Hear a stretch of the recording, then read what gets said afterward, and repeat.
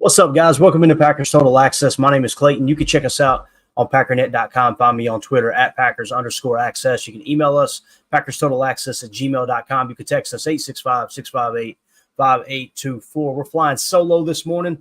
We may have some folks jump in here shortly. We'll see. But hope everybody's having an awesome Sunday morning as we get ready for a full slate of NFL games today, which is just going to be absolutely phenomenal. We'll talk about some of those matchups that we want to keep our eye on. It's never too early to start keeping your eye on the NFC North and what the other teams are doing and how that may or may not shake out as far as the playoffs go. We're showing a bad connection right now. Hopefully that'll straighten itself up there. It's on StreamYard's side. We'll see what happens.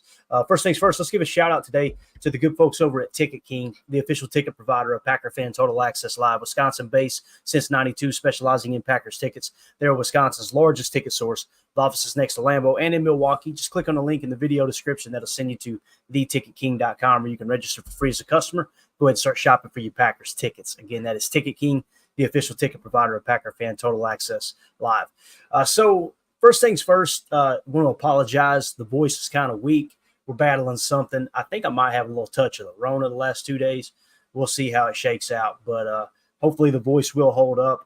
And we're going to be doing, if everything goes as planned, a little later this afternoon or even for the evening show, we're going to be doing a Chalk Talk episode. So I'm trying to put together at least five clips, kind of the 5 most important plays from the game.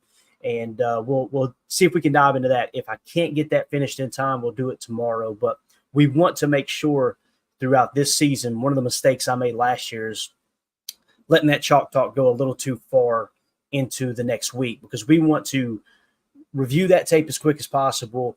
Hey, here's the reasons. Here's what happened, why it happened, and go ahead and move on to the next opponent so we can start breaking down them and doing a little scouting on that front. So that's the plan moving forward as we go a little deeper into this season. So let's do this. Let's talk about really the number one topic today is Jordan Love, right? Everybody's awaiting, okay, what's the injury?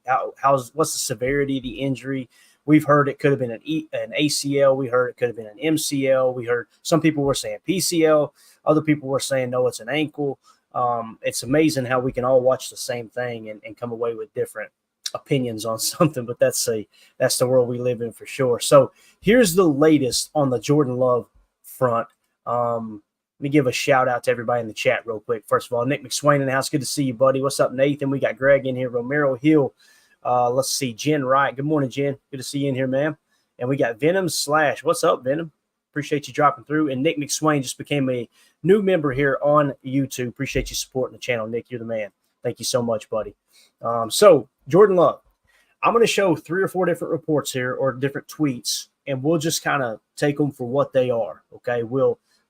To me, anytime you get conflicting reports of how long an injury is going to last, what I personally like to do is take all the information into consideration to create the proper expectation. Me as a fan, first of all, just being an absolute nut for football and wanting to know, all right, when's the earliest he can be back?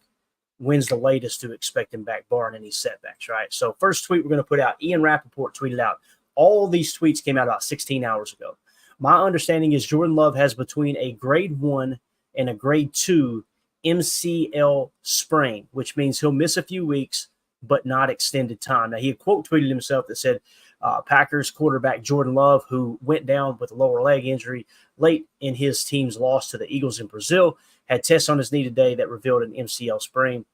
Sources said no ACL damage. Now, listen, I'm not a doctor. We've made that joke 1,000 times. I'm not going to continue to do that. But the ACL, to the best of my knowledge and the people I know in the medical field, the ACL is a ligament that attaches the bottom part of your knee to the top part, and it runs through the joint, okay? And we're not going to take the time to pull up the diagrams. The ACL is the big one because it kind of holds the entire knee structure together, right? It goes right through the center of the kneecap and attaches. So with the MCL, a little bit different story. The fact that it's a sprain, not a complete tear, that's great news, obviously. So Ian Rappaport saying it's between a grade 1 and a grade 2. They've got all the way up to, my understanding, a grade 3, which is kind of the more severe one, obviously. And there are, out times that are attached to each grade. So the fact that it's between a 1 and a 2, pretty darn good news for Packer fans. All right. Next report, NFL.com just tweeted out, Tom Pelissero reported Packers quarterback Jordan Love's initial timetable for return is 3 to 6 weeks. Okay, so Tom Pelissero is saying 3 to 6 weeks. We actually got that exact tweet. Tom Pelissero tweeted out, Packers quarterback Jordan Love's initial timetable for return is in the 3 to 6 week range per sources. And there's some early optimism he could return sooner than later, pending a second opinion. Next 3 opponents, Colts at home, Titans are at the Titans, and then the Vikings at home. So the fact that they're going for a second opinion, if it's between a 1 and a 2, which seems to be the most accurate report or the most detailed report up to this moment, if it's between a 1 and a 2, and he's going for a second opinion because it might not be as bad, that tells me it's closer to the 1 than the 2. Now, we're probably splitting hairs at this point, right? But I think it's worth mentioning there. So we're seeing here from Tom Pelissero, 3 to 6 weeks, pending a second opinion. All right, next report, Adam Schefter tweeted out, more about Packers quarterback. Notice it's a 16-hour mark, so this is right within the same hour. More about the Packers quarterback Jordan Love, believed to have suffered a sprained MCL that could sideline him 3 to 4 weeks. So Shefty is reporting 3 to 4 weeks. So what we have here are conflicting reports of 3 to 6 weeks, 3 to 4 weeks. All right. I think as Packer fans, it would be pretty smart to say, let's base our expectations around a 3 to 6 week window. Now, is there a chance that he throws a brace on it and plays next week? I think it's highly unlikely based on the information we have up to this point, but I wouldn't rule it out either. You know what I'm saying? So I'm planning on, as a Packer fan, 3 to 6 weeks, 3 being the earliest, 6 being the latest, and plan for the worst, hope for the best type thing. Now, Jordan Love is an absolute dog. That dude, he's probably the most selfless guy on the team. He's a leader in every sense of the word. And listen, I know he didn't have the best game the other night. His accuracy was a little off several times throughout the game. Obviously, finished right at 50 or a little under 50%. I think it was right at 50% completion percentage. You've seen some of those throws were just missing the mark. You know, could have been some of the turf. We talked about the slippage and all that stuff. That definitely could be a factor. But I think this dude, just based off his leadership style, he's chomping at the bit. If it were up to him, he'd probably be out there next week, even with the MCL strain. Brace that thing up, wrap that thing up, and protect it as much as you can. Now, does that give you the best shot to win the game? Probably not, right?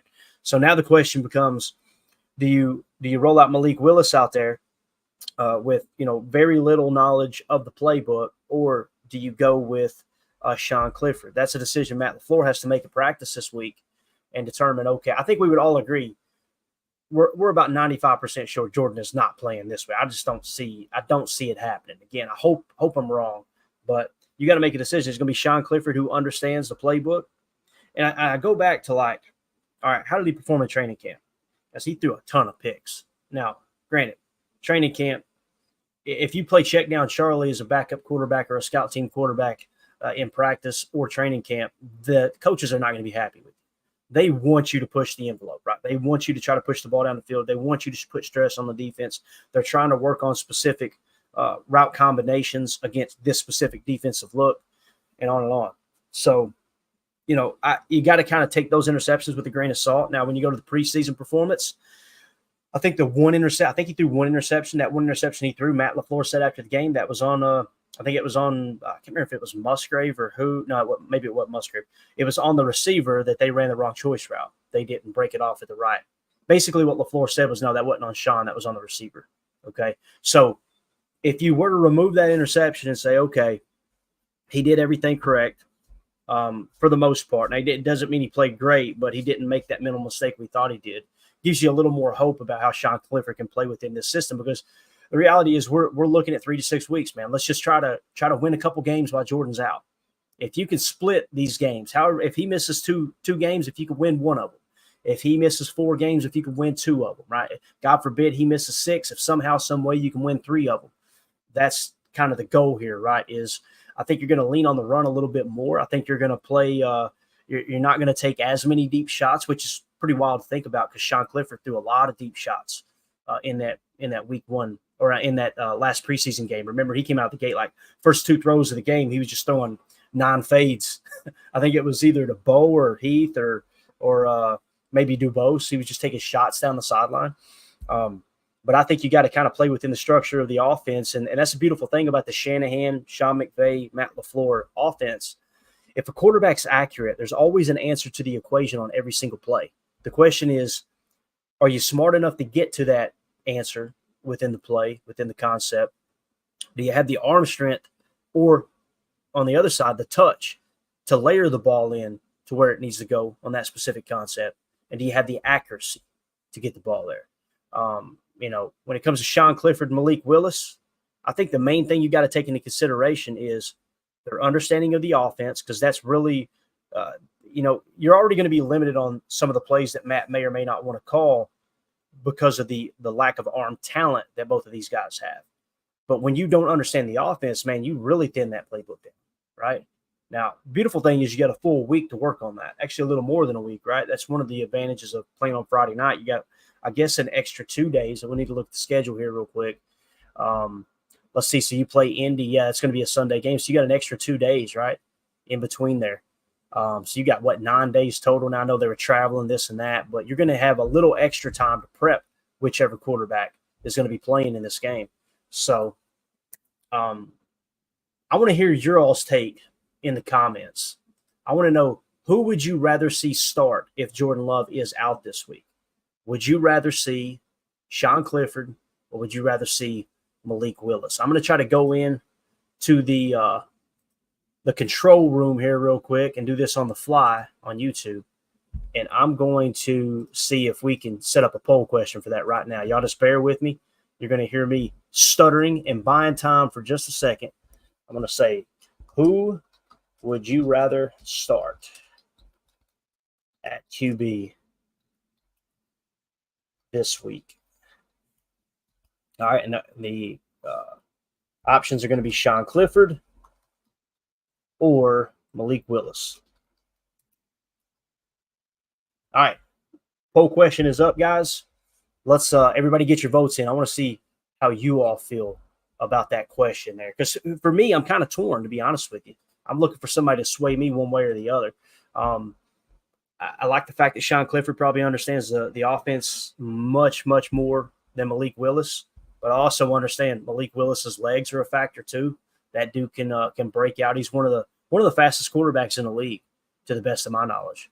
Now, I don't know if he actually ran a 40 time before the combine and everything, but they were saying he was the fastest player on his college team, even faster than the receivers and the DBs. So you get a little bit of that. You can throw a little read option in there if you need to, a little zone read to just make the defense hesitate. Maybe you limit it to 2 or 3 RPO looks off that zone read look as well. So you basically can shift. You can lean into the short passing game RPO style offense to get you through these next few weeks.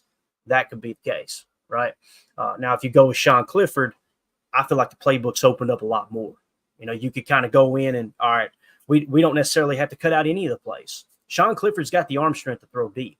He just don't have the arm talent to throw off platform the way J Love does, which with what we've seen in the second half last season. I want to keep specifying that. But yeah, we'll see what everybody thinks here. I'll keep checking in on the poll question. When we're flying solo, guys, I apologize. I can't hit on the chat as much. I'm going to try to glance through here. I'll definitely focus on the super chats because they highlight real easy. But I'm trying to see if anyone in here. I know Jen. Some of these names I trust. I know they're not going to say anything inappropriate that I get halfway through the comment and go, oh, shouldn't have read that. Let's move on. But Jen Wright says they saw something, they liked him. Willis, give him a go. Can always switch to Clifford if needed. That's a great point too, Jim, because if Jordan is deactivated for game day, right, you're going to have at least 2 quarterbacks elevated. Or, obviously Malik Willis is already on the roster. You'll activate him and then you'll elevate Clifford again or elevate Clifford for the first time.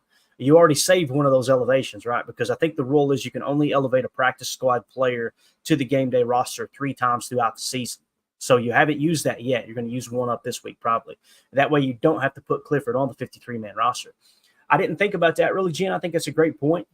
Like, what if you went through and you said, all right, let's give Malik Willis a go, and you get halfway through the first half or through the first half and, hey, look, man, you ain't been able to hit a bull in the ass with a mop.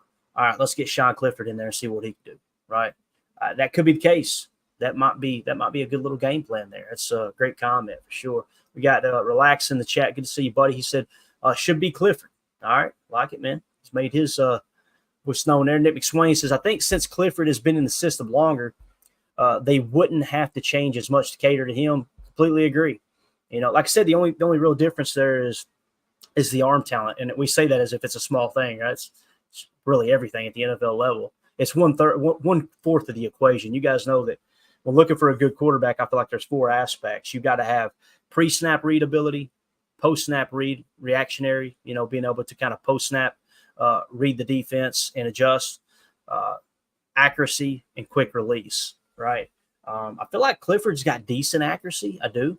And here's the thing, like, we haven't seen what Clifford can do with the starters.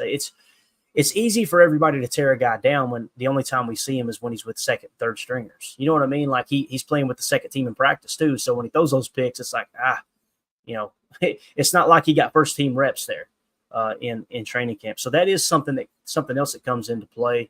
And he was playing with the backups. Obviously, we didn't play any of our starters for the most part in preseason. So that is a factor to come into play too. So it seems like the majority of people are on Clifford, but yeah, we'll see here. Jeremy Hatter in the chat. Good to see you, buddy. He says, I want us to get Ryan Tannehill. That's definitely a name that's been thrown around, Jeremy. If we don't, our season will be in jeopardy because it's going to be hard to overcome this. People saying he's going to be out closer to 8 weeks because Packers are cautious with injuries. I'd like to know who those people are, Jeremy. I haven't seen that yet. And here's the thing. When you get these reports like we just showed you, let's see here. NFL.com obviously is just repeating Tom Pelissero. Where did Tom Pelissero get his information from? Right? You got to take that into consideration. Where did he get his information from? Where did Adam Schefter get his information from? Now, I don't think the Green Bay Packers front office is giving this information out. So that tells me that it's probably the players' camp that gave that info out. Right? I could be wrong. Maybe Goody's staff did give that info out. But that could be something that it was leaked out by the players' camp.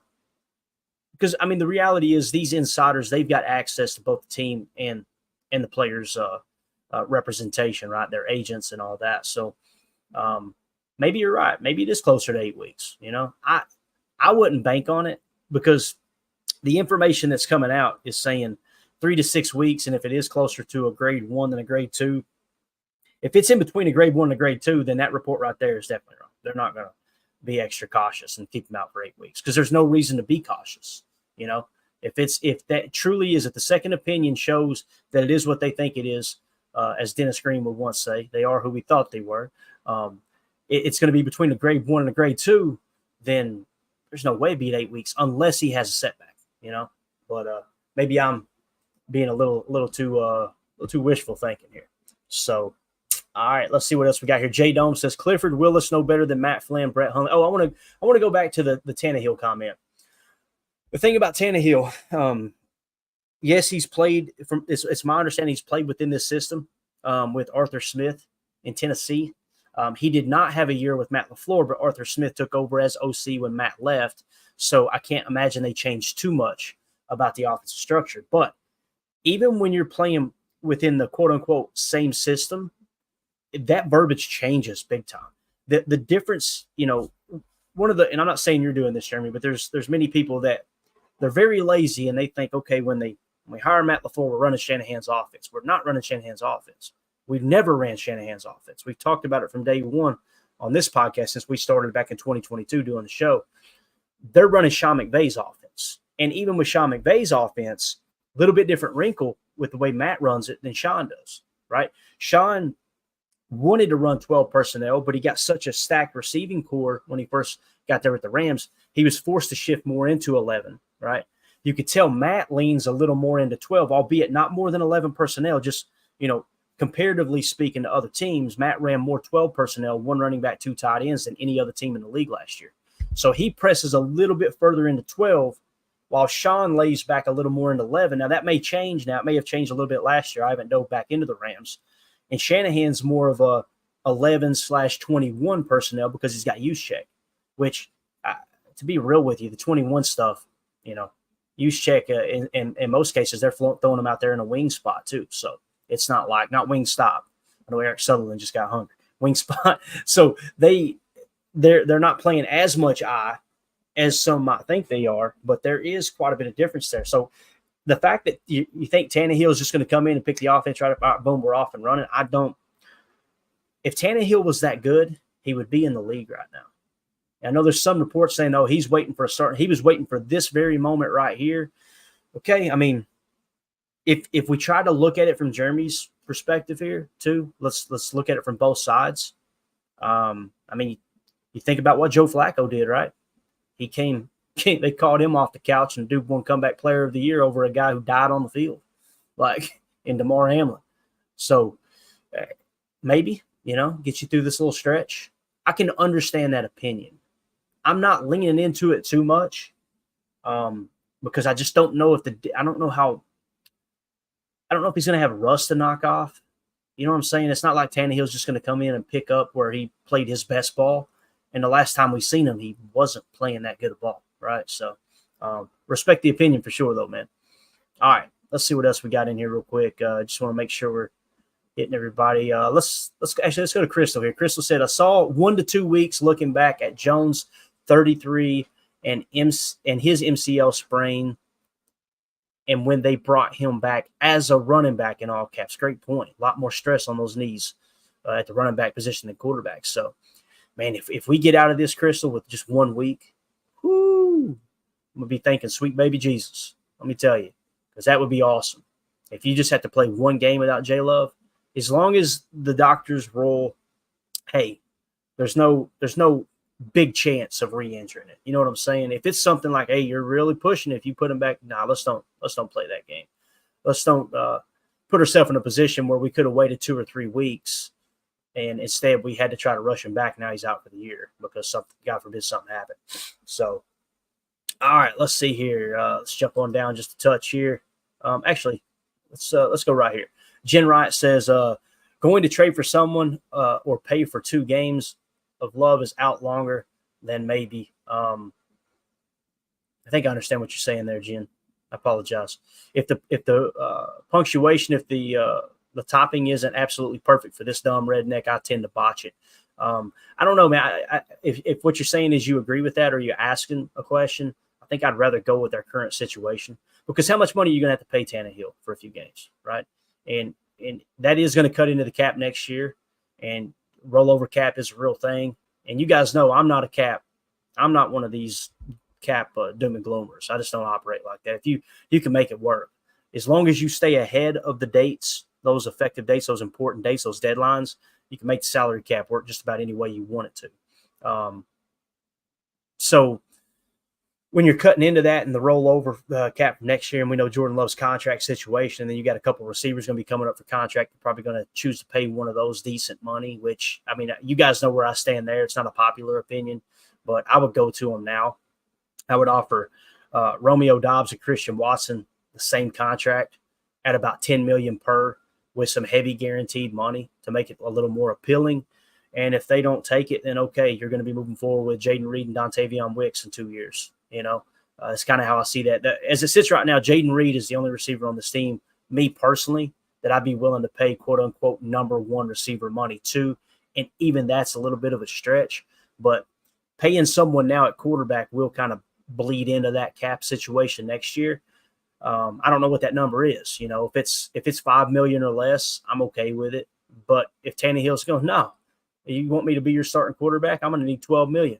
No, sir, ain't happening. That's just me. All right, let's see what else we got in here real quick.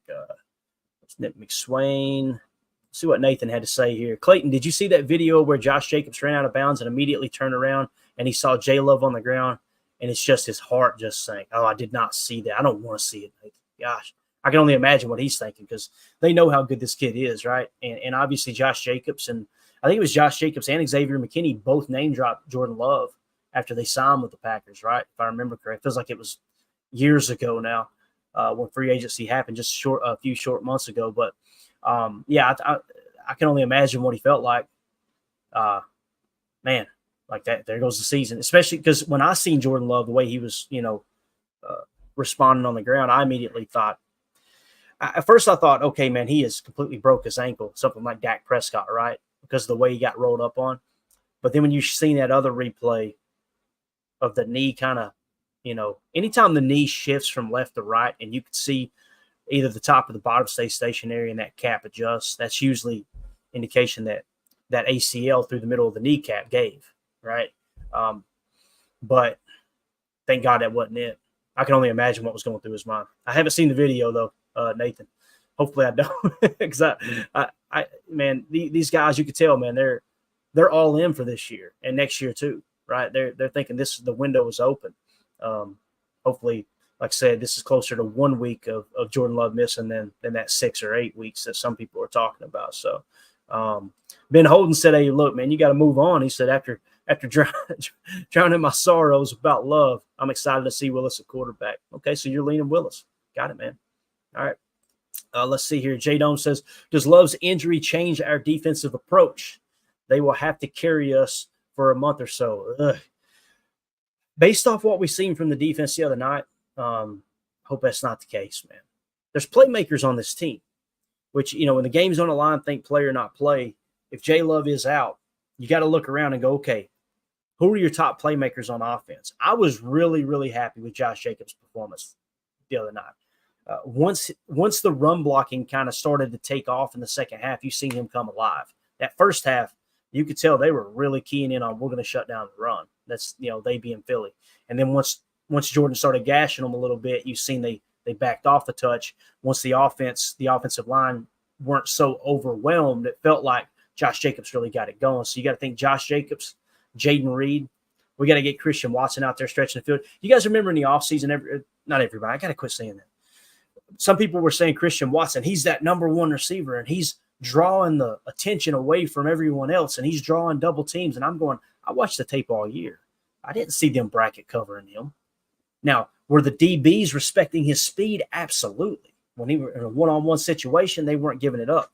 I don't know if you guys noticed there Friday night, but Quinyon, they weren't giving a whole lot of help to Christian Watson's side. And the snaps I remember, Quinyon Mitchell was on him, and we took one deep shot to him after that. It was pretty much it, And that's not the dog Christian. I'm just simply saying that's what I've seen this whole time up to this point. When you think of the Dallas game and when he kind of had that coming out party when Aaron was still the quarterback there in 2022, and you remember the deep shot play, that was bump and run man coverage, right? They're no longer playing bump and run. That's why I've always mentioned since then, like, it feels like defenses are giving them a little cushion so he can't burn them over the top. But they're not bracket covering. They're not rotating coverage over to him. They're not going bullseye on Christian Watson. It's just not happening, right? So I think you got to make sure he's flexed out wide, and you got to continue to stretch the defense. And if they don't bite, you're going to have to give him some 50-50 balls. I mean, the dude's 6'4" and runs a 4.3 40. You're going to have to try to get defenses to respect him at some point. And again, this is even with Sean Clifford or Malik Willis. It's amazing we get these backups in the game. All of a sudden we think they can't throw a 55-yard pass. It's like everybody in the NFL at the quarterback position can throw a 55-yard pass. Need to air it out a little bit to open things up underneath. But the answer to the equation for me, as far as defense, J-Dome, I don't want to be negative, man. I really don't. We talked about it. Listen, I got roasted last year. I mean, I got raked over the coals over Joe Barry. And I was, and my opinion hasn't changed. Like, we finished 12th in scoring defense last year. I pulled up the graphic, the numbers during the post-game show. And again, it's not to run a victory lap. I'm just trying to help people understand. And I don't have the graphic anymore. But when it comes to points per game, if you took this game where we gave up 32 points, I believe it was, if I remember correctly. Let me look at my ticker I had up here real quick. Give me just a second, guys. 34 points. If you were to take that 34 points and implement it into last year's scoring, and listen, I know it's only one game, that would have been dead last in the league. And that's why I don't buy into all this DVOA and you got to stop this, you got to stop that. It's the name of the game is hell or high water, keep the other team from scoring points. You want to score and people are going, this is the stupidest thing I've ever heard. I agree, but you got to say it. The goal is to score as many points on offense and prevent the defense from scoring points. Everything about Joe Barry's defense was geared around keeping everything in front of you. They can score, but here's what's going to happen. It's going to take 12, 13 play drive. They're going to have to go all the way down the field, and then the field's going to shorten when they get in the red zone. They're going to make a mistake. We're going to hold them to a field goal or, get a turnover. The turnovers killed us last year. And when people talk about, well, Joe Barry's defense just didn't force turnovers, we had 7 dropped interceptions last year. If you took 3/4 of those 7 drops and the players actually caught them, and I'm talking about dead drops. I'm not talking about, that was a tough interception to make. If you were to do that, your turnover differential, obviously, you're way in the plus. You probably +4, +5 on turnover differential. Where we think we broke even last year at 0. Whole different ball game. But if you're saying, hey, will the defense carry us for a month or so, man, it's going to get better. I believe it'll get better. I'm praying it'll get better because they're going to get more and more comfortable in this defense. They being the players, right? That's the goal. They should. But when you go from the difference between a 4-3 front and a 3-4 front, right, is the 4-3 is more aggressive. And everybody loves that idea. But when you're aggressive with the 4-3 front, guess what that does? It makes you a little more vulnerable to explosive plays. You've seen it the other night. You've seen the explosive plays. With a 34 jam, it's a 2-gap approach in the base. Like everybody acts like every time they were out there on nickel, they were running 2-gap. That's not true. It's simply not true. That's what Matt was trying to say last year as well. Like, remember the Pittsburgh game when people were going, yeah, you got these 2 down linemen, and he's going, you guys are exposing yourselves. There's technically 4 defensive linemen out there. 2 of them are just standing up on the edge, right? And when you're in a nickel set, they're not 2-gapping in nickel. It's not happening, especially when you're showing that too high shell too. And he was talking about how the safeties would meet the run fit for Pittsburgh when they were in a shell coverage, which, by the way, did you guys notice the shell coverage the other night? Played a lot of shell. Again, I try to prep people like it, and it's not because I'm so smart. I'm probably the dumbest one in this room right now, but every defense in the league plays shell, and it's to deter the quarterback from throwing the ball down the field and keep everything kind of in front of you. It's just how much, what percentage you're going to play. So anyway, I want to get into the PFF grades here. So let's jump into it. I appreciate y'all in the chat. This is a good conversation, though. Again, just want to get that info out on Jordan Love and exactly how that may or may not play into here the first quarter of the season. Because, again, the schedule, Indianapolis Colts at Lambeau, right? Listen, there are no slam dunks in the National Football League. We can never say that too much. There's no slam dunks in the National Football League. But Indianapolis Colts, that's a winnable game, right? At the Tennessee Titans, on the road's always tough in the NFL, but that's a winnable game. And then the Minnesota Vikings at home with Sam Darnold at quarterback, the fact that it's at home, that's a winnable game. I had them going 3-1 through this first 4 weeks. And when I look at that, look at the schedule, it's okay. Eagles, Colts, Titans, Vikings. You had to pick one of those games to be a loss. Which one would it be? It would be the Eagles, hands down. I don't think anybody in the chat would disagree with me there. That's why I get frustrated when I hear other people talk about, we're gonna smoke the Eagles. Ain't no problem. Like and listen, people fan how they want to fan, but when you look at the history of the league and how hard it is to win ball games, and you look at that 4-game stretch, that's why I always go, okay, so you're expecting them to go 17-0 then. Is that what we're expecting here? That's not what I'm expecting. I want to make sure people understand that's not what I'm expecting. I'm expecting 10 to 13 wins. Now, you look at the schedule, how does that shake out? Where are you getting those 10 wins at? I would be extremely happy if we're 2-2. If we are 2-2 going into this, starting week 5, man, I'd be, like I said, happy as a possum in a dumpster. No doubt about it. Because what you got to do is you got to pull out 2 of these wins between the Colts, the Titans, and the Vikings. And 2 of them are at home. That one on the road is definitely winnable. No matter who your quarterback is, it is winnable. But we're about to find out how good Matt LaFleur is. And, that's the other thing, too. With every adversity lies a seed of equal or greater benefit. One of the things that we have an opportunity to do here as an organization, as a team, is Matt LaFleur has a chance to really prove his worth. Everybody, it was always only reason he wins Aaron Rodgers. Then he got him another great quarterback. Goody did it again. It's like nobody's giving him any props. If he goes out and splits these 4 games right here, if Jordan were to miss the 4 games, which is kind of right in that window of 3 to 6 weeks, we were to go out there and split those and then go on to make the playoffs, yeah, somebody better put some spec on his name because that's a phenomenal coaching job. So it's going to be interesting, man. And again, people get depressed when you lose a player like this, and it sucks, man. I absolutely love I love Jordan Love. Like, I think he is everything you want to start a quarterback. I think he's everything that you want to start a quarterback. But when a player goes down, I don't immediately shift to, well, the season's over, this sucks. No, man, it's an opportunity like to go out there and shock everybody.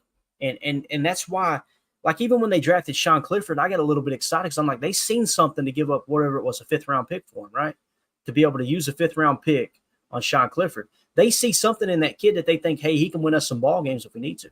It's an opportunity for the team to rally around those guys too, right? Now, the byproduct of that in the national media is there a quarterback controversy? If the Packers come out and they win the next 3 games without Jordan Love, there will be some knucklehead saying there's a quarterback controversy. That would be happening. In reality, the team might be ultra focused on, hey, look, we got to be on our P's and Q's because we don't have 10 out there. And the coach is going to be completely zoned in and ask more of his assistants to, hey, we've got to game plan our ass off against these teams. We got to make sure we find every single weakness, every single advantage, starting at the front. When they like to play a lot of over, we need to come up with the best weak side zone run game scheme in the entire world, right? If they like to play a lot of under and bring that Sam up on the line of scrimmage and present that 5-man front, we need to have the best play action game plan in the entire league and be able to pull those backers up with play action and hammer at that mid-level. All those things. It's an opportunity, and as fans, it's an opportunity for us to get behind this team a little bit more too, Don't be depressed. If you see on your timeline people being depressed over this and it's, oh, we're screwed, I'm telling you, man, the greatest tool on Twitter is that block button. That block button and that mute button. There's nothing better than someone who just constantly tweets at you and it's negative. Packer fans, negative. When you hit that mute button, it's like they're talking to a wall. You can't see it anymore, and they're just still talking. I think it's hilarious. So control what's coming in, right? And I'm telling you, man, don't be depressed. We waited all year for football season. And now we're going to be depressed here. Now, hell, I ain't buying in, man. I ain't buying a ticket that train. Ain't gonna happen. So, yeah, J. Cole said I blocked a lot of people. Me too, buddy. I'm telling you, it is liberating too. Let me tell you, we got a bunch of people in here. Appreciate y'all making us part of your Sunday morning. How cool is it? We got almost 200 people in, probably over 200, including Rumble, watching in here on a Sunday morning. Hope y'all have an awesome day. It's gonna be a good day of football. One thing I want to hit on real quick was schedule, and then you know what, we're gonna go a little long here early since we got such a good crowd in here. So today, the big thing that I'm looking for, guys, is the Bears-Titans game for multiple reasons. And I do want to say thank you. Someone in there, Ben Holden, thank you for the compliment, buddy. I seen it. I don't want to be that asshat that puts it on the screen and toots my own horn, but I really appreciate what you said, man. I really do. Let's see. So week 1 schedule, 1:00 game. I'm looking for Bears-Titans. 2 different reasons. I love rooting against the Bears. I'm a Packers fan, right? You get to see what Caleb Williams – now it's put up or shut up. They've already painted him out to be the next Jordan, and he could be. Guys, listen, there is a chance that Caleb Williams is the truth. He is the real deal. He's got elite arm talent. There's no doubt about it. But when those bullets start flying on Sunday, it's a whole different mess. It's one thing to wake up in the morning with that cup of coffee and look out that pig pen going, I'm going to go clean that up. It's another thing to get knee deep in it and start shoveling. You know what I'm saying? Like we're about to see what Caleb Williams is about now. He's got a fairly easy opponent in the Titans, and it is at home. So I expect the Bears to win that game, me personally. But, man, I'm going to be watching every snap, and I hope the Titans pull it off. And here's the thing I want to happen. I want the Titans to put all their cards on the table to try to win this game, because if they do come out with a dub, that hurts the Bears. Heck yeah, that's good news for a Sunday. And the second aspect is the Titans put their best of the best out there as far as schematics on a game day. Now we got something to kind of dig into on how we're going to beat the Titans next week, right? Or in week 3, I should say. So We'll be in the house for that game. I'm trying to get organized. I'm going to get organized with the guys here and see if they can do a post-game show, because me and Emilio will be down there, and maybe we can call in for a few minutes and chat it up. I want to keep the content going for y'all, but obviously it's going to be very difficult for me to do a post-game show. We may end up spending the night down there in a hotel. If we do, then I'll make sure I'll take the Surface tablet and we'll try to do a live show later that evening or something too. But we also want to take in the sights of Nashville and try to soak it in. Nashville's a pretty cool town, man. So, but what I'm looking for, 1 o'clock window, Bears Titans. That's the big thing for me.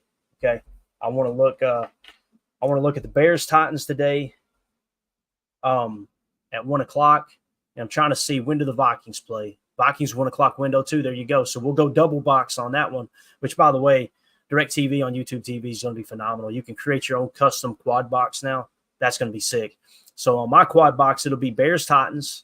It'll be Vikings Giants, right, with those two games. The Lions don't play till later this evening. So as far as the 1 o'clock window, other games I'd be interested in, Texans Colts. Let's get a look at the Colts too. See what we're up against next week at Lambeau. So those will be the three games that'll be in the try box. Let's just say that. We might throw a little Bengals Patriots out there just to laugh at the Patriots and the fact that they ran off the greatest coach of all time, and now they're about to waller in crap for the next decade. That's going to be hilarious to me. So, all right. Nick McSwain says Caleb was 10 for 20 in the preseason, man. I'm telling you, bub. Nick, they were, and if you tuned into Twitter and ESPN and all the big networks, you would think that he was just immaculate. That stuff matters right there, man. He was is when he throws on the run and that elite arm talent and all that, when he makes a play, it's phenomenal, right? But rarely does the mainstream media, sports media, talk about how inefficient it is. And that was the thing. I keep thinking of what Greg Cosell said. He said, when he was asked about Caleb Williams, he didn't talk much about him.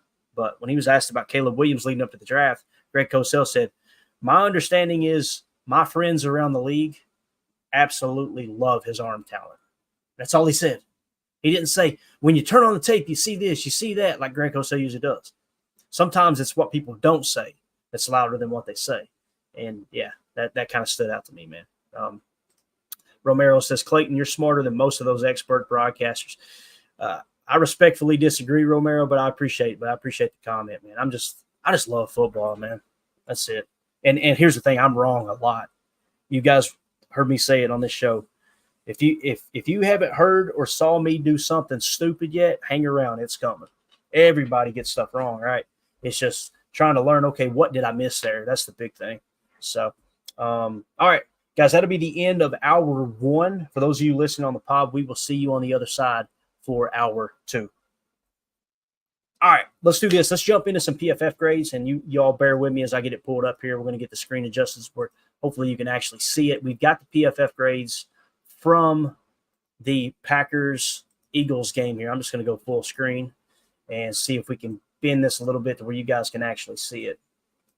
So first things first, I really like to get into, okay, what did they do well? Maybe what do they do not so well? What happened in the game? Why did it happen? Here are the PFF grades as a team against the Eagles.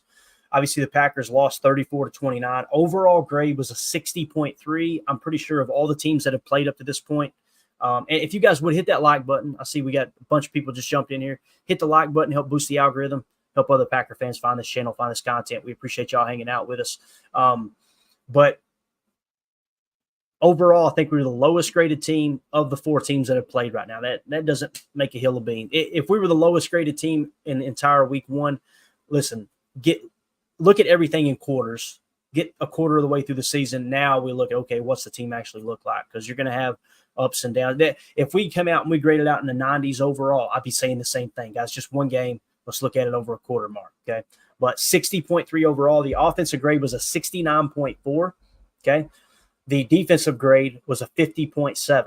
So PFF suggests the offense carried the night. I would wholeheartedly agree with that. And I know there's some people that still don't, and they kind of blame the offense for the defense's woes. I don't understand that thinking, and that's okay. We can, who's to say I'm right and they're wrong? Offensively, passing was a 60.7. Pass blocking was a 77.7. I mean, they really held up pretty well in pass blocking. That was the thing that was so discouraging about Jordan Love throwing off platform so much in the fadeaway. I want to keep referencing Jake Shavink said it on Twitter. He said, man, live tweeted during the game, which I try not to do unless it's something positive. But Jake Shavink said, man, Jordan Love really drifting out there. That's what he meant. And you could see it. As soon as he said, I'm going to, Jake's seeing the same thing I am. See, because he's getting too comfortable with the off platform. There was times he didn't need to do it. And then he threw a couple of worm burners, right? He just dirted the ball. There was one pass in particular. I think it was the Jaden Reed on a crosser, and he skipped that thing to him. And you could see with his mechanics, held on to the ball too long, got out over his skis, kept his finger on the ball too long, and tried to put too much zip on it. You just got to play comfortable. I think he'll get comfortable. Hopefully this injury doesn't set that back too much. But passing grade, 60.7. Pass blocking, 77.7. Receiving grade, 63.9. All right. Running grade, 73.2. And run blocking, 70.8. The only one I would disagree with there, and not necessarily disagree, but the one that surprised me, I'll just say that, would be the run blocking. And then when you take into consideration how well they run block in the second half as opposed to the first half, it's probably about right, 70.8. So what's the big eyesore there? According to PFF, again, this isn't everything. This is just another tool we can use. On the offensive side of the ball, the passing grade was what looked the worst. And you can see it. You can see it with Jordan. The accuracy was off. We talked about it all game. It's all throughout my notes. Pass behind should have been caught, though. Pass behind should have been caught. You get to about the fourth or fifth one of those, it's okay. Jordan's having a bad night. It is what it is, right? So that's your offensive team grades. Now, on the defensive side, like we said, a 50.7, that's horrible, man. That's absolutely horrible. Run defense grade, 52.5. Doesn't surprise me because when you switch from a 34 to a 4-3, your running defense is going to take a little bit of a hit. You're going to create more tackles for a loss. You're going to create more pressure on the quarterback because you're playing one gap out of the base, but it doesn't necessarily mean that that's going to help in the running game. Typically, it has an opposite effect. That's the message we try to get across all offseason. It's only one game. Maybe he'll be able to scheme up something a lot better there against Indy. Tackle grade 62.9 doesn't surprise me. Did you guys notice that the new players that were added to this team on defense, they tackle? It's trying to think of how to word this and not sound like a jerk. The guys who were missing tackles, they were missing tackles last year. You know what I'm saying? Like you've seen guys, Jair Alexander missed a couple tackles, right? Jair Alexander blew a few coverages too, one of which was an explosive touchdown. Like that's the home run hitter right there. But as far as the tackling, Xavier McKinney to me looked all right. That guy can tackle. Javon Bullard looked good, other than the one missed tackle where he just glanced off the guy. And I think he was trying to smack at the ball, trying to create a turnover. But you can do that. But if you're going to be Charles Woodson light, you better make sure you've perfected that because the top priority is to tackle the ball carrier, right? Rather than just trying to punch it out. He'll learn from that. I like what I seen from Javon Bullard, albeit he didn't have a great game, but it's like, okay, it didn't seem too big for him, right? Edgerrin Cooper, man, when I watched the tape, we got to get him on the field. That came quick. He's healthy now. That's obvious. Got to get his butt on the field. I personally think he has an opportunity to be way better than Quay Walker. That's just me. Now, what does Quay do well? He's great in coverage. You got to put him in a position to maximize that. Edgerrin Cooper could be great in coverage too. Man, his ability to attack the ball, you've seen the burst, the first step, holy cow. Quay Walker has the same physical ability as Cooper, Edgerrin Cooper. The difference is Quay is hesitant on his run fits, and Edgerrin Cooper, start, stop, shoot. He shoots his shot. And it was only like 11 or maybe 15 snaps, but, dude, he looked like he belonged. We got to get his butt on the field. I don't care what you got to do. And now's the time to do it, too, because everybody's going, with Jordan out, are we going to win these? Throw him out there, trial by fire. Let's get it going. I think Edgerrin Cooper belongs. Pass rush grade, 61.5. Look at here. Coverage grade, 49.8. That's discouraging because you bring in Coach Hafley, and I have all the faith in him in the world. I think he's going to be a good defensive coordinator. But I expected that number to be what carried the defense. It's actually what drug us down, So, again, the players have got to go out there and make the plays. I didn't find ourselves many times in a situation where it's like, oh, that was scheme. There was one play in particular inside the 20. I hope I can remember that included in Chalk Talk. but there was one play in particular inside the 20 that was a running play where they had the hat count.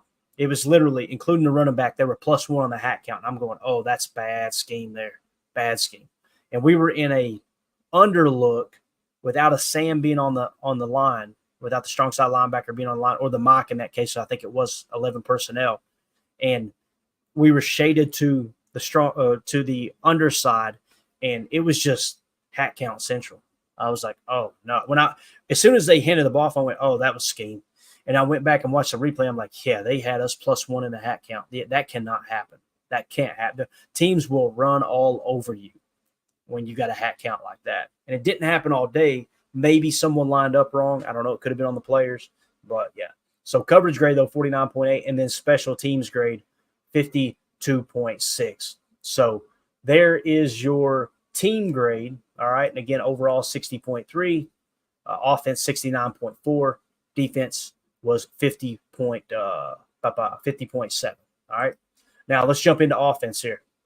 Let's see who graded out well on offense. We'll try to get this zoomed in for y'all. And let's keep it about right there. So leading the way, surprise, surprise, Zach Tom, 67 snaps, guys. He graded out a 92.0. And, we showed in the PFF preview, and I don't know who was lined up over him. I haven't watched Zach Tom's, specific box tape. Probably won't either because the dude's good. I'm moving on to try to find the holes. That's just me. But, man, he dominated. 85.0 pass block grade. It was supposed to be Brandon Graham lined up over him. I don't know if that ended up being the case or not. We'd have to go look at the tape. Run blocking, 93.2, 0 penalties. That dude's about to make some bank. When you talk about modeling your roster in the salary cap, remember what we just talked about with the wide receivers? You got 2 receivers that are going to be coming up for contract.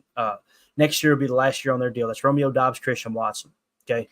And then I told you, you got Jaden Reed and Dontavion Wicks the year after that. Jaden Reed is the only receiver right now that I see like, okay, he's worth the big bucks. Okay. So you've got Jordan Love's contract starting to kick in, albeit it's still affordable. It's in the 20 millions of as far as cap hit. You're good there. But Zach Tom, you've got to figure out a way to get him paid. You overpay for great. You never overpay for good, right? I feel like Romeo Doubs and Christian Watson are good. They're not great receivers. They're good receivers. So you don't want to overpay for that. Jaden Reed, so far, great receiver. You're willing to overpay for that. He came in second, 89.2. It was a Jaden Reed show in that game, and that was just so much fun. So much fun to watch. Watch him, play offense. Third, Elton Jenkins, 78.4. He had a 78.9 pass block grade, a 74-point run block grade. Elton Jenkins looked like the old Elton Jenkins. You want to see that. That's absolutely awesome. He's the guy in your roster model that's making big bucks right now. He's your highest paid offensive lineman. Number 4, Emmanuel Wilson, 69.8. It drops off tremendously, doesn't it? 92, 89, 78. Now we're at 69.8. But Emmanuel Wilson had a good game. Only 16 snaps. And I'll tell you this, there was many times that there was nowhere to run, and that dude just bounced it outside, and that's a great weapon to have when they're really trying to clog up the run lanes. Because when you do that, now they got to be a little more hesitant. Okay, we're just going to jam up the middle. No, we really got to watch those bounce back lanes. And all it takes is a little bit of hesitation. You get them thinking about their original assignment. You get them thinking about the adjustment the coach told them to make on the sideline. Hey, look, watch the bounce backs. And now their mind comes off the play action. They naturally bite on it. Your brain, 2 thoughts can't occupy the human brain at the same time. You ever thought about that? I want to get philosophical here, redneck philosophy here. But two thoughts cannot occupy your brain at the same time. It's physically impossible for someone to think about 2 things at the same time. Some people are going, oh, my God, you just blew my mind. That's why when people talk about speaking things into existence, when you speak something, you have to think about what you're speaking, and it's the only thing that can occupy your brain at that time. Well, guess what? That's what you're focused on now. Very rarely do we get what we deserve. We almost always get what we expect, right? Now, back to football. I don't know what the hell that came from, but here we are. Defense. If they're thinking, all right, here's my run fit. Okay, now we got to focus on the bounce back game. All right. Their mind is completely off play action, right? It has to become – you ever heard a football player say you do it enough times, it just becomes instinct? That's what they're talking about. Because your mind can't think about all these things at once. It's just got to become natural. It's got to become a reaction that you – it's like when you touch something hot. You don't think, oh, that's hot. You think, get my damn hand away from that, right? It's same thing like you. All it takes is one or two times of getting burned, and now it's in your mind. When that stove's on, I ain't putting my hand over there. You got to get your mind, your mind and your body kind of geared around, okay, this is, no matter what happens, I'm reacting this way to this. And that's why when you throw these different looks and you marry up the run with the pass like Matt LaFleur's so good at, it causes problems. All right, next, Jordan Morgan. This one made me smile. Only 28 snaps with 67.7. We've always talked about if a rookie grades out in the 60s, it's usually a pretty good sign they're going to be a good football player. So that was a great sign, albeit only whatever it was, 28 snaps. So they were rotating with Sean Rhyan. Sean Rhyan got the bulk of the snaps. It looks like Jordan Morgan came in at left tackle is what they're showing. I'd have to go look at the tape, but nonetheless, 67.7. So Sean Rhyan at right guard, 42 snaps. But we had a total of 67. My guess is Jordan Morgan played some right guard snaps too. I haven't looked at the box cam yet, so we'll go back when I'm doing Chalk Talk today and try to get an answer for that. But nonetheless, Jordan Morgan, 67.7. Pass block grade, 64.0. Run block grade, 66.6. Number 6, Jordan Love. As bad as Jordan played, still played decent. 64.6, passer grade of 63.7. Now, listen, that's not $220 million worth right there. We all know that, and Jordan knows that. But, yeah, that's how his grade shook out. Josh Jacobs, 7th at 64.4. His pass blocking grade, 70.3, real solid there. His passing grade on passing plays was 60.4. Running grade was 63.8. So, Josh Jacobs, you want to see more out of him, but still pretty decent day. Definitely wasn't the reason we lost that game. Romeo Doubs was your highest graded wide receiver, not named. Jaden Reed at a 63.8. Rasheed Walker, 60.9. He played 67 snaps. I wonder if they just have him. They just have to have him listed at left tackle. So Jordan Morgan had to have played right guard. Let's see if it actually shows us the snaps. I don't know if it will or not. I know there's somewhere you can see it. I just try not to get too hung up on that. Yeah, I'm not seeing it. We'll go back. I think they just got him listed in the database as a left tackle. So he probably did rotate with Sean Rhyan at right guard. Sean Rhyan came in at 59.8. Just put Jordan Morgan out there at right guard. Let's get this over with. Stop this rotational crap. You know, he's ready. Let's go. It ain't worse than Sean Rhyan. We can see that now. Listen, you missed on Sean Rhyan, 3rd round pick. It is what it is. The only thing worse than missing on a player is refusing to accept the fact that you missed on a player. Christian Watson, 59.6 was his grade. He was the 3rd highest graded receiver. Bo Melton, only 8 snaps with a 56.2. Tucker Kraft had a bad game, looks like. His run blocking, though, 70.3. Pass blocking, 66.5. But in the passing game, they must have seen him run a lazy route or something. That's got to be there because he played 64 snaps, too. But I expect him to get better. Luke Musgrave, 43.8. Not looking good for Luke, man. Josh Myers, 65 snaps, 50.1 PFF grade. Let me take a second to hit this because I meant to earlier. There was an update on Josh Myers. He left the game. People were asking me in the postgame, do we know what's going on with Myers? This is what Matt Schneidman said 10 hours ago. Josh Myers left the game on the play. Jordan Love got hurt. Myers told me that he was cramping really bad the whole second half. Quote, I took a set on that play. I don't mean to laugh. That just sounds funny. I got a couple IV bags. I'm all right now. So there you go. Matt Schneidman pretty much confirmed Josh Myers. It was just cramps. The fact that him and Jordan were cramping and other players were cramping down there, it had to be something to do with the altitude, right? It would have to be. But anyway, Malik Willis, 2 snaps, 42.5. Let's try not to judge him too hard. I'll tell you the big surprise for me was Dontavion Wicks. 31 snaps. His grade was a 44.0. That was ugly, guys. That was bad. So if you look at it from a PFF standpoint, Jaden Reed, dominant. Romeo Doubs, steady Eddie. Christian Watson, nah.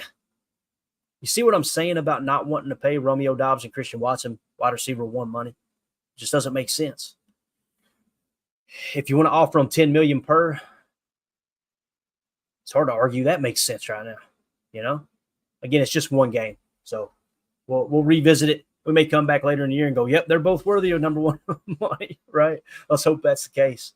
Let's move on to defense here real quick. Defensive side of the ball. I'm going to get back to the chat here in a little bit, guys. Oh, we got a super chat. I apologize, Nick. Thank you so much, buddy. Nick McSwain says with the super chat, what do you think about tight end snap counts? Kraft had way more than Musgrave. I think it's because of blocking, ? Musgrave was also the 12th man on the field. That's interesting. When you say he was the 12th man on the field, Nick, are you confident it was his fault, or are you just saying he was one of the 12 on that play? You know what I'm saying? Hopefully, I asked that correctly. I'm interested to see. I don't know how we would know unless Matt said it. Maybe Matt did say Musgrave was not supposed to be on the field there. Now, as far as the tight end snaps, man, I've been pretty vocal, Nick. Yeah, and maybe you haven't been watching the show here lately. I think Tucker Kraft's your best tight end.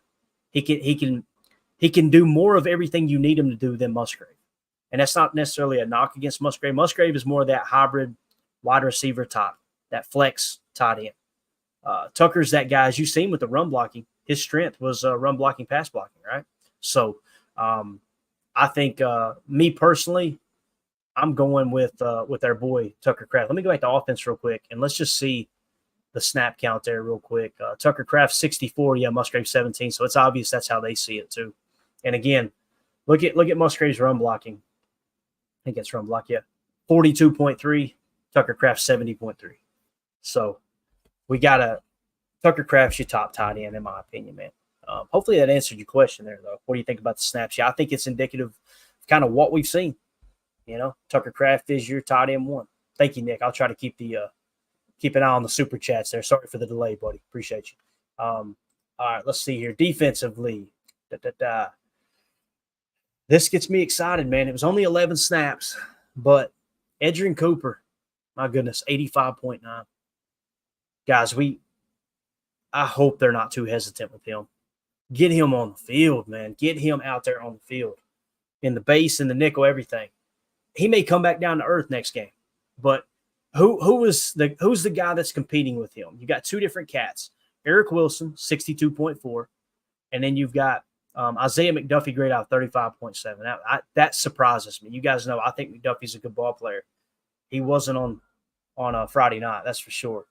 So when you're in your nickel 4-2-5, you got to get Edgerrin Cooper and Quay Walker out there. That needs to be your linebackers. Remember what I said? It kind of feels like, based off what I've seen with Edgerrin Cooper, and they both do two different things, right? But although Edgerrin Cooper had a higher coverage grade too, it's just 11 snaps. Edgerrin Cooper might be your Mike of the future. You know, that true linebacker that when you go to a dime or a dime or a quarter set, hey, that's the linebacker that goes on the field.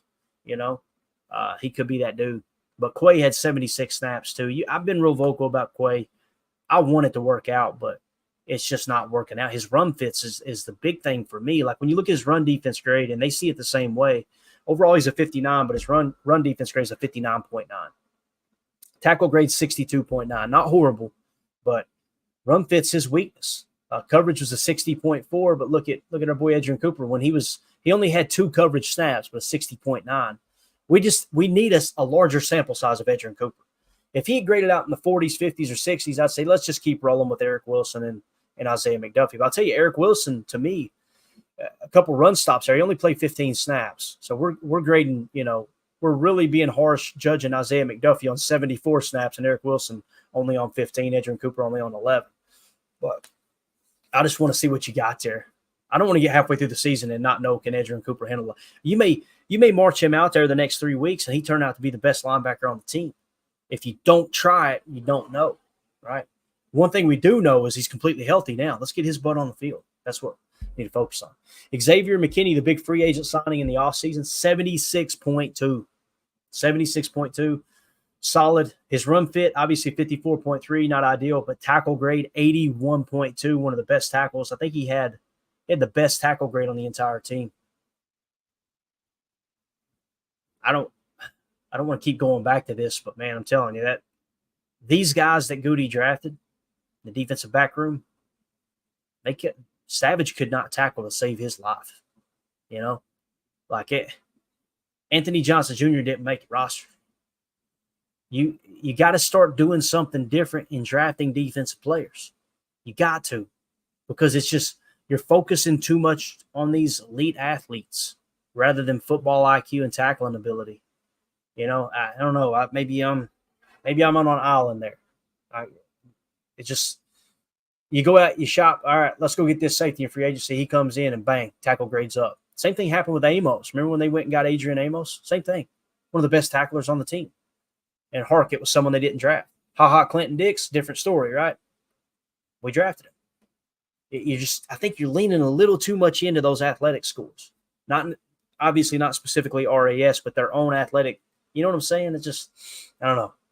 Anyway, third, I thought this was a positive. Eric Stokes, 66.7, coverage grade 65.9, not horrible.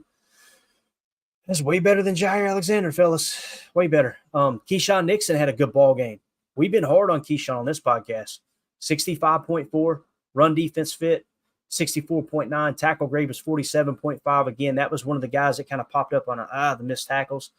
Pass rush grade was at 92.3. That definitely helped his overall. His coverage grade was a 53.5. But the big thing for me was that play he made on Jalen Hurts. Go back and watch the Dallas game.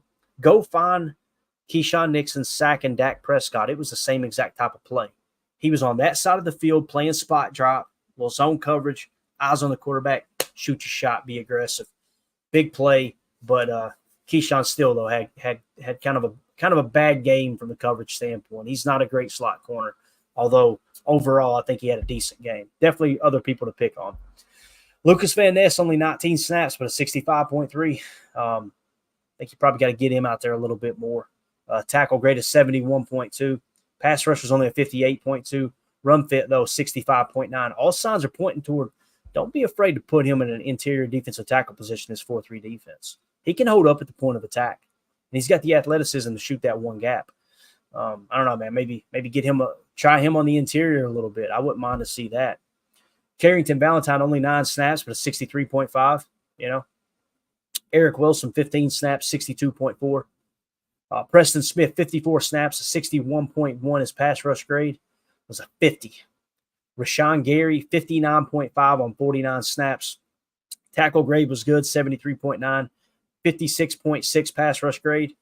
Now, when we were pointing out his pass rush grade being good last year and his pressures being good, people roasted us because he didn't get sacks. Now you see the grades down and he got a sack. So you guys got what you wanted, but now I'm going, man, come on. We got to get more pressure on the quarterback. It's funny how that works, man. 56.6 for Gary again. Quay Walker, 76 snaps. Listen, he's available, right? 76 snaps. I think he played every single defensive snap. That's noteworthy, no doubt about it. 59 defense grade. His run defense grade was a 59.9 with the run fit. Tackle grade 62.9. Pass rush grade 51.2. He only had 5 snaps where he pass rushed, and then 60.4 for the coverage grade. So you see, once again this year, his pass coverage grade seems to be one of his strengths. Devontae White, a 55 defensive grade, not that good. Run defense 50.9. Tackle grade 67.3. That's a little bit encouraging. Pass rush 61.1. Obviously, he had the fumble recovery on the bad snap. Hey, that's a huge play in the game. Kept us in it for sure. What's he doing with the coverage snap, guys? You mean Devontae White dropped into coverage? I thought we were mad at people for doing that. What are we doing here? Eric Wilson dropped into coverage 3 times. He's a defensive end, no, he's a weak side linebacker, but they like to play him on the line there from time to time. Interesting. So your edges didn't drop at all. So I'm sure people were very happy about that. But again, we when we highlighted the tape on Jeff Hafley at Boston College when they played Florida State and Jordan Travis, he liked to play those defensive tackle spies. Kenny Clark's got one there too, one coverage snap. So Jair Alexander, the highest paid corner in the league, 52.1. His coverage grade, 48.9. It's time to have that conversation, fellas. I hate to be that dude. And I know he got the interception. He freelanced on the interception. But I hate to be that guy, but my goodness, man. He got cooked. And listen, corners get cooked. This isn't is Jair Alexander a good corner or not? This is is Jair Alexander worthy of being the highest paid corner in the league talk? It sucks. I like that dude. But how many years are we going to do this? And we blamed the scheme, did we not? Last year? It's just the Joe Barry scheme. That's the problem. You got to button it up quick here with Ja, man. Because he did. That little out and go, out and up, whatever you want to call it, from A.J. Brown. I mean, he used no football IQ whatsoever, he being Ja, and he just got cooked. It's like he looks like he's playing lazy, and I'm not talking like loafing. I'm talking like mind-wise. He's not – it's like he it's like he thinks he's still 23 years old and his athleticism can make up for him making a bad mental decision. And it just doesn't happen, man. Don't get me wrong. I was screaming as loud as anyone when he picked that ball off in the end zone. But I was also screaming as loud as anyone when he decided to run around for 15 yards and he cost us 7 invisible yards by not downing it in the end zone. Like, that's the type of mistakes. It takes you into the mindset of, okay, what's he thinking? That's what he's thinking is, to hell with what I'm being coached. I'm going to do what I want to do is what it feels like. Maybe I'm being too hard on him, but man, it's just, maybe I am. Maybe I'm just being too hard on him. I want to see what the chat's saying, see if I'm getting roasted in here, and maybe it's rightfully so. Heck, it looks like everybody agrees with me. J. Cole, member of the PTA posse, appreciate you, buddy, says, Ja got barbecued. That's just horrible. And again, PFF isn't everything, right, Jay? But when you watch the tape lines up with the grade. There's no doubt about it. Ben Holden, Alexander tried to bump Brown, and Brown made him look silly. And you guys remember, and there's 3 different sides to a story, right? There's your side, there's my side, and then there's the truth. The old saying. And it's so true. Like, everybody last year, many people last year, why don't they let Ja play bump and run? Why don't they let Ja play bump and run? Ja came out in his own words and said he don't like to play bump and run. He likes to play off. So Joe Barry was the scapegoat for that. And then when you put him in bump and run, you could tell he's uncomfortable, right? And he did. He looked silly. He did. AFM makes a good point. He's never been the same since the shoulder injury. It's very true, man. Very true. Maybe that's it. And look, I'm sitting behind a mic, and I got it about 67 degrees in here, slight breeze blowing in off the deck. And I'm over here talking about somebody playing soft with a shoulder injury. Talk about hypocrisy at its most. But yeah, man, it does feel like that, AFAM. It really does, bub. Nathan says, no, Clayton, agree with you. It's time to have that conversation with Ja. And here's how I think the conversation should go. If the season plays out the way it is right now, we got a few minutes. I almost want to pull up his contract. I think I'm going to do it. I don't want to get too crazy here flying solo because I can really slow down the show if I do this. Let's see if we can pull his contract up. Bear with me just a second, guys, because we want to look at the guarantee stuff and see exactly what the penalty is if you were to move on next year. There's somebody right now, I can't believe y'all are cutting Jair. We're not cutting him. We're just having a conversation because the performance is setting up an opportunity to maybe take a pay cut. That's the reality, right? Let's pop this over here real quick. We can always come back to the PFF here in a second. I just want to look at some of the guarantees and everything on his contract. All right, let's see. Let's drop this down. Bang. This is a good podcast. And people on the podcast right now are like, I'm unsubbing to this garbage. I apologize, y'all. I'm trying. All right. So let's look at the contract as a whole. I'm going to zoom it out. I'm a little more comfortable when it's zoomed out a little bit. I want to see. It's going to make the numbers a little harder for y'all to read, but I really need to be able to see the dead cap and all that stuff attached. So his contract details as it sits right now, we're in 2024. Right here, you guys can see my cursor, right? Okay. So the way the contract is structured right now, his cap hit this year is $23.9 million. Okay. His dead cap attached is $35.4 million.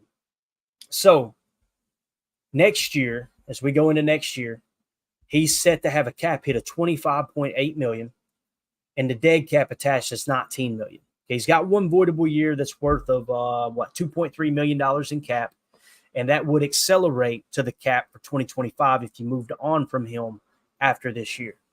So essentially, the best way to read this, guys, if you cut him outright, you're only saving roughly $6 million. You're saving $6.7 million. Is it worth it? Now the question becomes, and it's the same conversation we have with Aaron Jones, and I think a large majority of our listeners, including people on Twitter too, would agree that the question now becomes, is Aaron Jones worth that extra 1 to 3? I heard reports that the Vikings gave him $1 million more than the Packers. I heard reports that they gave him $3 million. We're talking real money. We're not talking about this phony money. Real money. If that was the case, the question now becomes, is Aaron Jones worth $3 million? Because no matter what he's on the cap hit for right now, you're now trying to determine, in cost analysis, is he worth the extra $3 million or the extra $1 million or not? That's what the question becomes. I personally think Aaron Jones was. Goody disagreed and he moved on, right? The thought of having Aaron Jones and Josh Jacobs on the field at the same time in a split back set and being able to do some really unique things with them both being receiving backs. Now, Aaron Jones may hit the wall this year and Goody's proven to be, a genius. That could be the case. But for me, I think it would have been worth an extra $3 million to have him on the roster. Now, back to Jaire Alexander. Is it worth $6 million to keep him on the roster? That's the question. As it sits right now, me personally, I think it is. Okay. But if you went to him and asked him to take a quote unquote pay cut, let me show you what that would look like. You go to 2025 and you notice his base salary right here, right? You can see my cursor. His base salary is $16.1 million. Okay.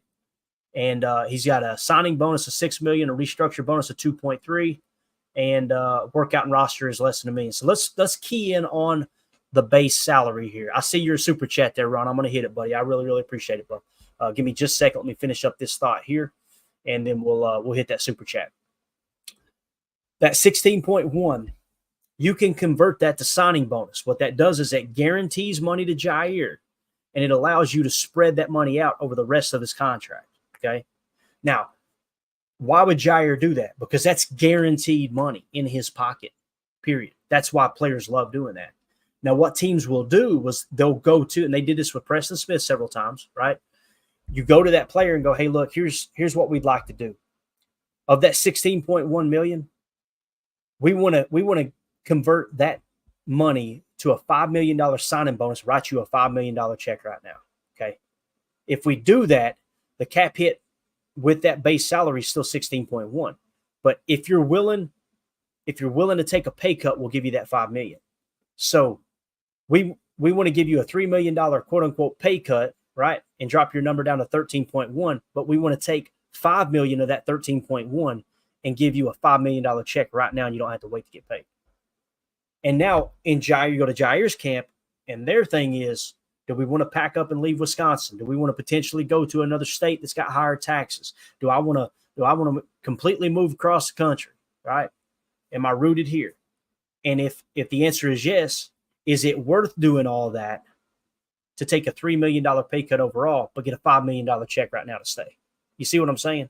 So that's how you can free up some cap money. He technically takes a pay cut, but he also gets more money in his pocket, right? That comes into play. And you got to ask yourself, is it worth losing Jaire Alexander over $6 million? I personally think you keep him. The number's at 6. 2026, different story. Because in 2026, the cap hit jumps to 27.8 and the dead cap's only 10.7. Right there, you're freeing up, what would that be? $10 million in cap space. That's a whole different ballgame right there. See what I'm saying? So something to monitor. Again, it's more about getting the best 11 out there. If Jaire isn't one of the best 11, you know what I'm saying? I'm trying to find a way to defend him here. He got cooked on Friday night. The tape shows him getting cooked. The PFF grade shows him getting cooked. It's not so much about the cap hit anymore as it is he one of the best 11 to put on the field? Would Carrington Valentine have gotten cooked?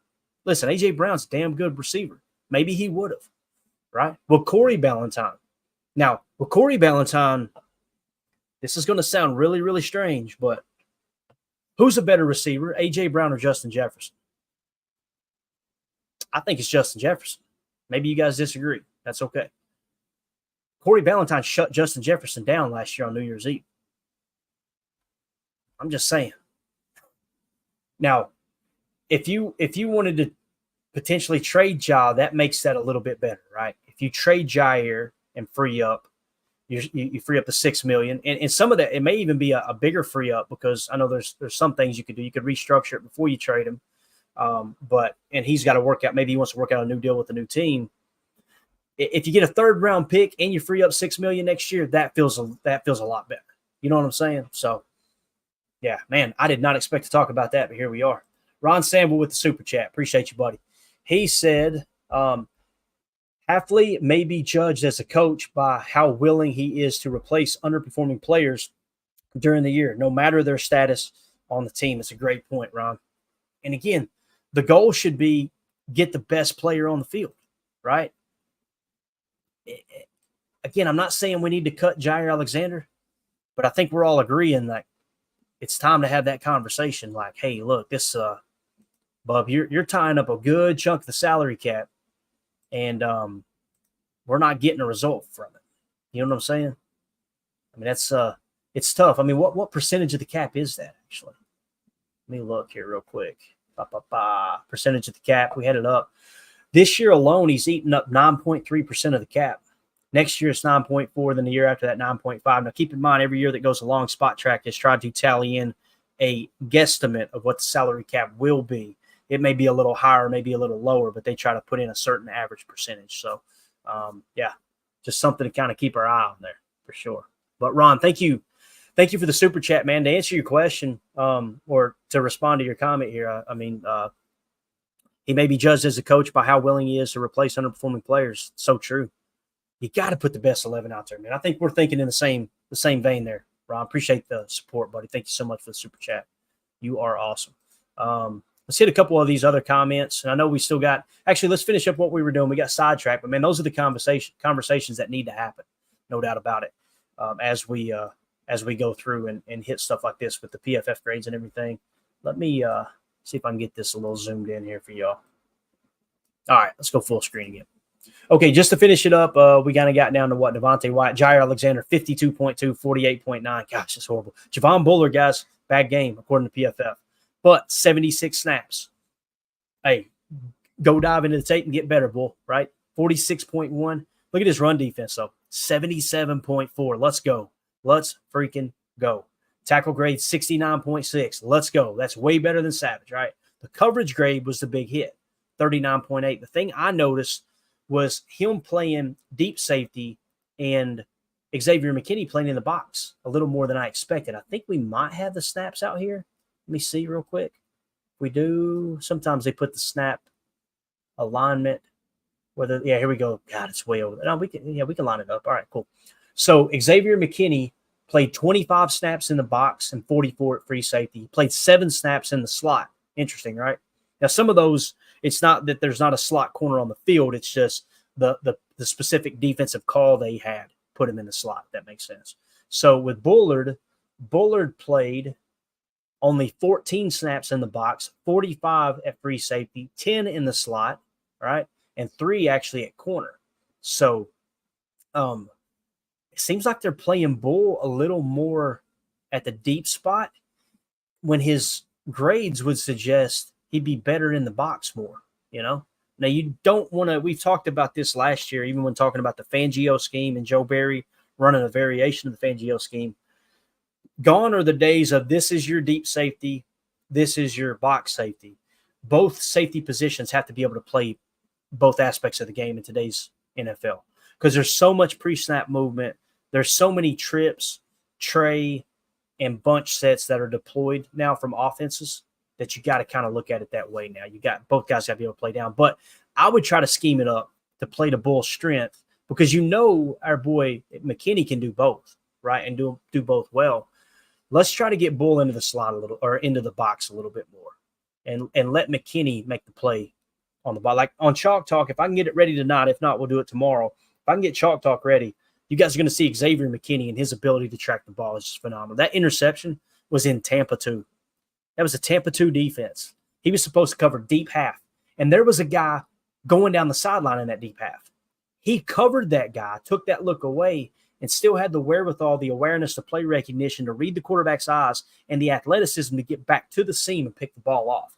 And Quay Walker covering the seam, covering the receiver down the seam in the Tampa 2 look. His strength, it was just, man, 2 guys making a play was absolutely huge. So we'll get into that a little later tonight. I'm going to hit special teams. We're way over here. Special teams grades real quick. Look who's at the top of the list. Only 7 snaps, but Edgerrin Cooper. Phenomenal. Eric Wilson, 69.7 with 24 snaps, led the team. Look at Javon Bullard. There you're seeing some work from a rookie. 15 snaps, 64.8. Zane Anderson, 64.5. Corey Ballantyne contributing 18 snaps, 63.9. Evan Williams, 15 snaps, 61.8. They're toward the top. Who struggled in special teams. Xavier McKinney, 13 snaps, 30.4. If he gets hurt on a special team snap, I'm going to lose my mind. Rasheed Walker, Isaiah McDuffie took a big hit, and maybe it's because he's starting now, right? He's starting backer. Only 9 snaps, but a 41.4. Yeah. Tyron Hopper, 48.1. Bo Melton, 50.2. Just some of the guys toward the bottom there. Okay, just want to hit on that real quick. But all right, with that being said, guys, we're way over on time. Thank y'all. This was a fun episode. I hate going solo like this, but at the same time, it is cool to get in here and be able to chat with y'all a little bit and key in on the chat a little bit more. Like I said, the super chats are a lot easier to see. But yeah, thank y'all, everybody in the chat. I want to see if there's anything else to hit on as we leave here real quick. Is he on special? Yeah, J. Cole. Why is he on special teams? I don't know, Jay. I don't like it either, but we'll let's write a letter to 1265, see if we can get Xavier McKinney off special teams. So, but seriously, thanks everybody. This was a lot of fun. If we could hit that like button on your way out. Also, if you're interested in this kind of conversation offline, we got a Patreon group that's awesome. You can scan that QR code in the upper right, or just go to patreon.com/Packer Fan Total Access. And we got some multiple chats in there where we just talk ball, all that stuff. You got a question for the show. Once we get a couple of those questions tallied up in there, we like to pull it up on the screen and ask them just like it would be a super chat here. Again, people ask me, how can I support the show? Should I be a YouTube member? Should I be a Patreon member? If you ask me, I would rather you be a Patreon member because we can stay connected better and you can get a little more bang for your buck in that regard. But if you feel comfortable being a YouTube member, that's awesome too. It's still supporting the show. The problem with the YouTube membership is we don't know at any point they could demonetize the channel and that money you spent all of a sudden, you know what I'm saying, as being a YouTube member. I don't like that personally. That bothers me because we want to make sure for those who are supporting us here on the show, we're doing everything to get them maximum value back. So, but thanks to everybody in the Patreon group. Thanks to everybody here today. And again, we got a new YouTube member, Nick McSwain. Thank you so much for jumping back on, buddy. Also, Nick McSwain with the super chat. Thank you. And Ron Sanville with the super chat. You guys are awesome. So we will see you tonight. We may go live a little early. I'll get the link up as soon as I can. Just keep your ear to the YouTube channel and also on Twitter. And we will let you know when we're going to go live. Chalk Talk's going to be great, okay? Nick McSwain's asking. The goal is tonight, Nick, if I can get everything ready. Here's what we got to do for Chalk Talk, so be prepared for this.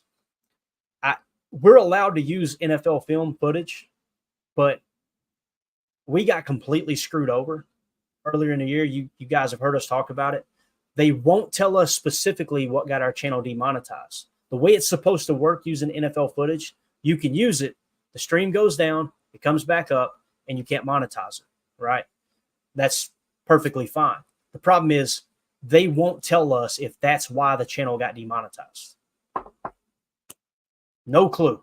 So what we're going to do for Chalk Talk, we'll do the first half of the show, hit a few topics, and then steer everybody. All right, we're going to stay live on X, stay live on Rumble, okay? So if you hop over to Rumble, type in Packers Total Access, you can find us over there. That's where the Chalk Talk will be happening. I apologize, but that's the only way I know to do it. If I could get an answer from them that, hey, no, that's not going to demonetize your channel, you can do that. I would love to keep it up on YouTube, but they just won't let us know. So there you go. Omer says, thanks, Clayton. Another great show. Hit that like button on the way out. Yes, sir. Thank you, Omer. Appreciate you, bud. We will see you guys tonight. For those of you listening on the pod, thank you for making us a part of your day. As always, let's go out and be the change we want to see in the world and go Pack Go.